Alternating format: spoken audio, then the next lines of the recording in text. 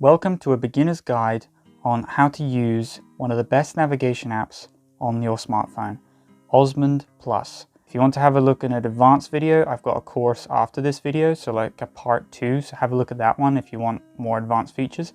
But let's begin with the basics and let's open up the app. When they load this app, which looks like this, it is an app that's kind of a bit overbearing. It has a lot of features built into it and it's pretty overwhelming when you use the app and when you first download it. So I'm deciding that I'm going to just make a full tutorial on how this works because I use it still now and then, and I've used it extensively over the last few years for various different bike tours, for backpacking trips and such.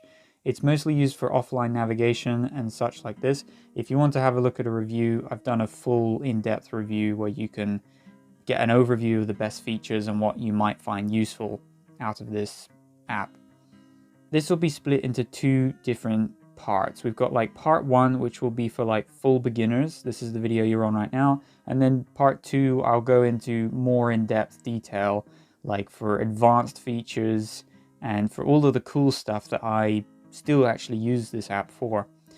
So one of the first things you're going to want to do is head over to the Google Play Store. Now that we're on the OpenStreetMaps page where you can download it from the Google Play Store, or you can actually go to the Apple App Store if you prefer. They run it on iOS and Android. You will have two different versions of the app. You've got the paid version, which is a one-time fee that you pay for, and then you've got some extra features that you can use, which I'll go into in detail later. And then you've got the free version of the app, which mainly, the only difference from what I can see is that you don't have contour lines on the map, and you also don't have the ability to download more than 10 maps. But that's literally it. And honestly, I think for the money, I think this thing was only like $10 when I first bought it.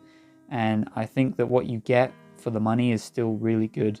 If you're looking for an app that's more simple to use, I recommend using Windy Maps or using Mapy.cz.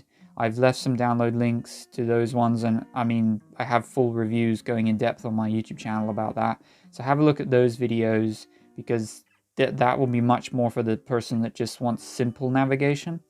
If you want more full customization and you want to have offline maps that are so much more detailed and allow you to track and record your rides, and you can create GPX files within this app, this is why this app is really, really cool. It's kind of like you can turn your phone effectively into a Garmin computer, but it's all running on a smartphone, which is kind of amazing.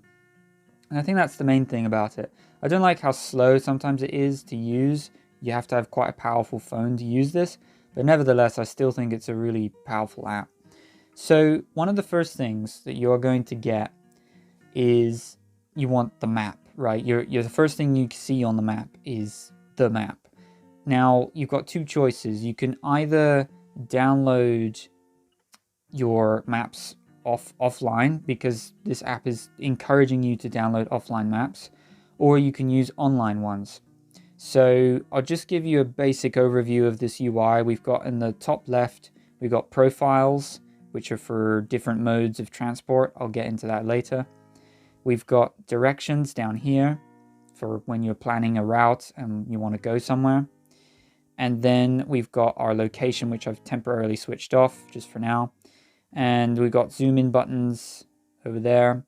And then on the top right, you'll actually maybe get a widget system that I'll go into later. Anyway, down to the bottom left, we tap here, and we're presented with this sort of tab, this sidebar that comes out from the side. And we can choose to customize our profile. We can choose map markers. We've got saved places, a search bar, directions, configure map, all the way down to plan a route and settings menu. So we've got all of that accessible on the left.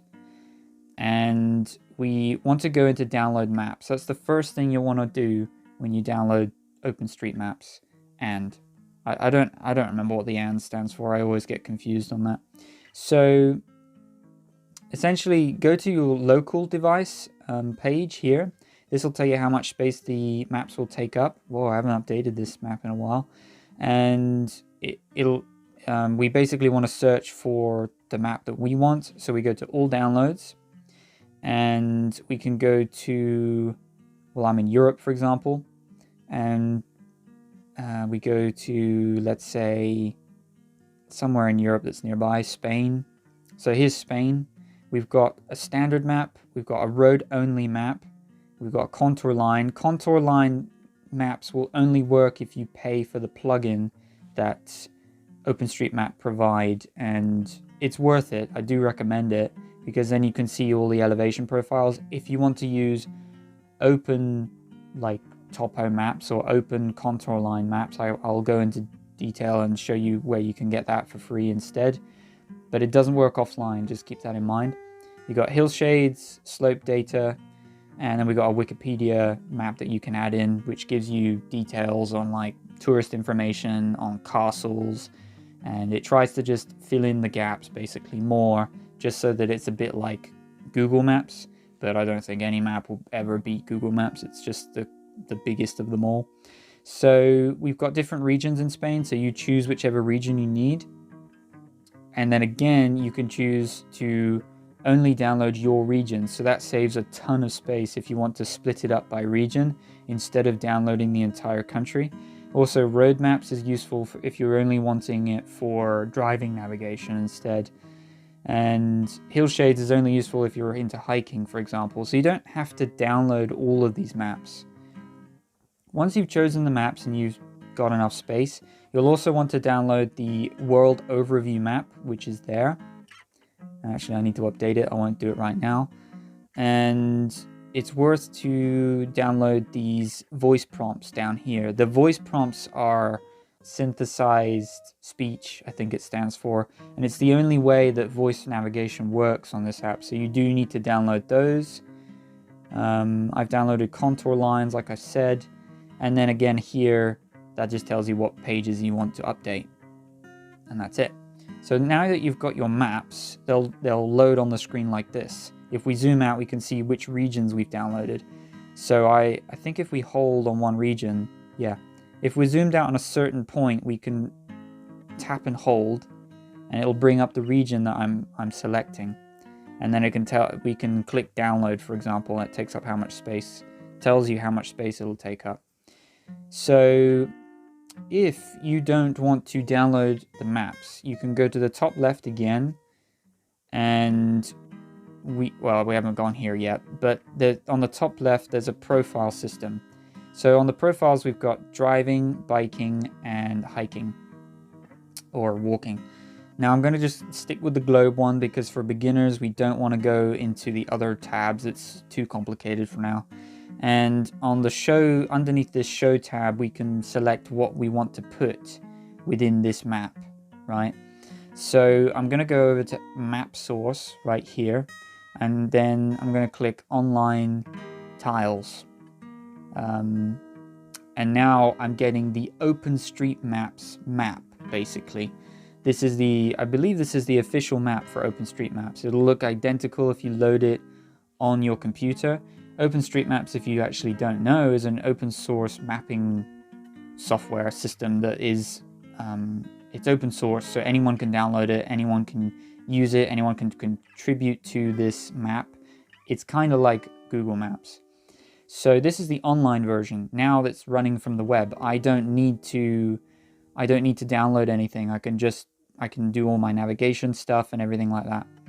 So now we've got, let's say, you now know how to get the online version of or the web-based version of the map loaded into the software, or you can download the maps, which I highly recommend to just download a couple of your regions. It won't take up that much space. Now you want to probably navigate somewhere. So to navigate, I'm just going to keep it simple. I'm going to go from my previous location. I'll probably switch it on just for this video, and we will go to this town. Now, let's say I don't want to just zoom in and select. I can go to the search button up here and then type in addresses and towns from here. In my honest opinion, this app still really lacks in the address feature and searching for addresses. And the best thing is either to use GPS coordinates, which are listed here, longitude and latitude. You can grab them from Google Maps and then plug them back in if you wanted to do it like that. For simplicity, I'm just going to type in the town name. This is the name of the town, Foix.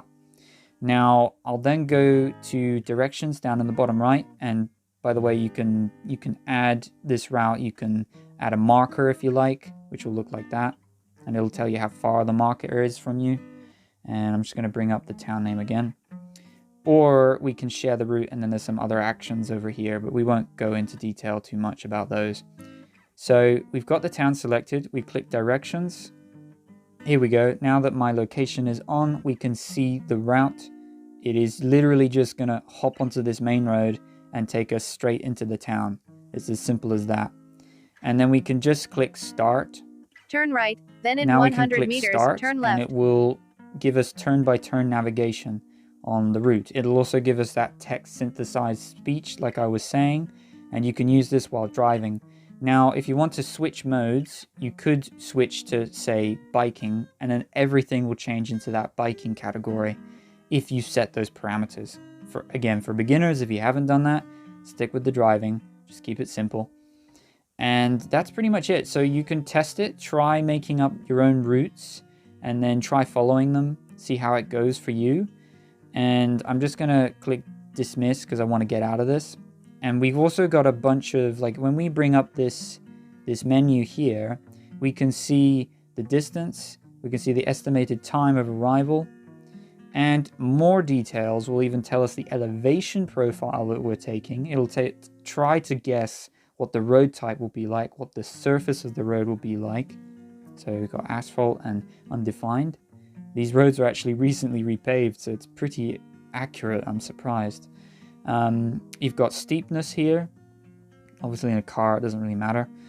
And that's pretty much it. It'll even give you all those turn-by-turn things. You can download this whole itinerary to your phone, which is kind of crazy. So you can save that as a GPX file. GPX files requires you to have an understanding of GPS units and recording your GPS routes, but we won't get into that for now in this episode or this tutorial. So we go back to the profile map here on the top left, and then we scroll, and we've got I will say that OpenStreetMaps could do a much better job of like where everything is in the menu system because it is so overwhelming. I believe they've even got rid of this dashboard feature that's not there anymore. So I'll list these individually and tell you what they are. So we've got favorites here. Obviously, those are for saved locations and they can be shown on the map or not. POI overlay, that will show you points of interest that you can overlay. You can tell it to show you where all accommodation is. For example, I'll just literally do that right now, so it will give you an idea of what it looks like. This is telling me all of the points of interest, but only for accommodation. So this is really handy. I use this personally when I'm touring or hiking or such, especially in the mountains, and it'll show you where these little huts are, which is really great. So that's one of those huts in the mountains in the Pyrenees, because my local area is pretty much the Pyrenees. So we'll bring back up this configure map over here, this profile. I'm going to turn that off. We've got transport, that'll show you transport. We've got tracks here. Those can be imported, or you can record your own tracks within the app if you would like to do that. I think I'll explain that in my advanced tutorial instead, because that'll be a bit more complicated on how to do that. But from here we can bring in GPX files, or we can use the recorded ones. We've got map markers, and I showed you how to make a map marker. We've got the map source, like I mentioned before. I am going to switch back to offline vectors because I think it's better. And we've got Wikipedia information. We can do a map overlay, which is a pretty cool feature. Again, I'll get into that more in detail in the advanced one, so definitely have a look at that. So we can overlay different tours or different maps, so we can have 2 different or 3 different maps all on the same screen, which is pretty cool. So it's got so many use applications for only like $10. I think it's amazing. We've got contour lines. Again, we can only put on contour lines by going into the plugins section. We've got hillshades. That is useful for showing, well, literally hillshades. You've got hillshades on the left and you've got slope data on the right. And that's pretty much it. I like having this. This is handy for seeing how steep one side of the mountain is. And we've got map rendering. That's for pretty much what you want to put on the map and only that map. So you've got different styles you can choose from. That'll just fiddle around with this one. You can find what would be more useful to you. You can choose topo, for example, which will show you, apparently it will show you these roads in more contrast. You can see the difference, right? It can look a bit overwhelming, so you really have to study the map if you want to do it like this. If you want to do it simply, again, we'll just switch back that style off and we'll put it back to the standard view like that. You see how much more simpler that looks? So we've got, lastly, we've got map mode. We can choose the sunrise, sunset. It'll change basically from day to night. I'll just switch it to night mode and it'll just show you how it will look. I really love night mode if you want to save a bunch of battery. I think it's really cool for that. And I actually think it looks cool. But the downside is you can't really see your routes very clearly. I think it's actually better for navigation. And for studying the maps, it's better to have the light version of the map. So I'm going to go back in and I'll just switch it back to sunrise and sunset. Everything changes back to that. Then we've got magnifier, road style, text size, and map language. Details, we can show different road surfaces, low emission zones. That's probably useful for cities. And that's pretty much it. We've got routes down here. I sometimes use that for showing different bike trails. You got horse routes, alpine, hiking scale, which is useful if you want to see only, there's like a different hiking index for different hiking routes. And we've got cycle routes and that's pretty much it. Okay, that is all within that one profile. It's like a global profile when you use OpenStreetMaps. Now, if we want to add widgets, which is what I was mentioning before, we can go over to the configure screen. So we open this tab, configure screen, and it's weird because this looks kind of the same as the last map we were on. I am criticizing it. I think it needs to be changed because it's confusing when you load this. So when you go to driving, you go to cycling, again, we've got our different profiles. I'm going to go back to the global one. And to add different widgets, we simply go to the right panel. This right panel is the one which will bring it on the right. So let's just bring up some useful ones like destination. That'll tell us, I think, how far our destination is. Arrival time. We've got speed, which is useful, obviously, for knowing our speed. Altitude, GPS info. That's a nice one. Current time, if you want it to be a bit larger just to see on screen. Battery level. On the left, we've got a compass. And we've got a coordinates widget, which will bring it up on the top. So you can choose where you want the map markers to be. Again, this is quite advanced. I'm not going to go into that right now. And that's pretty much it, I think. So that's what I wanted to show you. We go over to the widgets now, or the main page again. Look how different that looks. We've got all these widgets in the corner here. So that's showing us GPS info. So that's how many satellites are connected to this device right now, because it's using the GPS within your phone.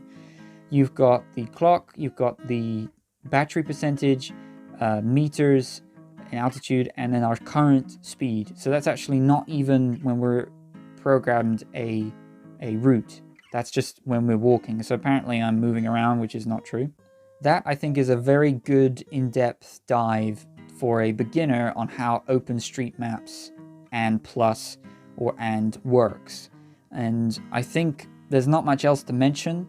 If you want to look at an advanced course, I'll do a part 2 to this. It's another tutorial, but it's not for beginners. This is once you've learned everything I've mentioned in this video, and I'll go into detail into what other features are useful in this app. And actually, again, I'm going to stress the main things I use it for. I don't use this for my daily navigation because I think it is quite an overbearing app, but for offline navigation, this is one of the best. And if you want like so many features all in one app, it is incredible. And I think that's all for beginners right now. If you want to have a look at the other video, have a look at it. I've got different other tutorials, I've got different reviews going into different apps and different software for your computer for planning your rides. And all of this is just to, so that you're well prepared for the outdoors and for enjoying nature. Let me know what you think of this style of video. I'm curious for your feedback, and I'll hope to see you in the next video.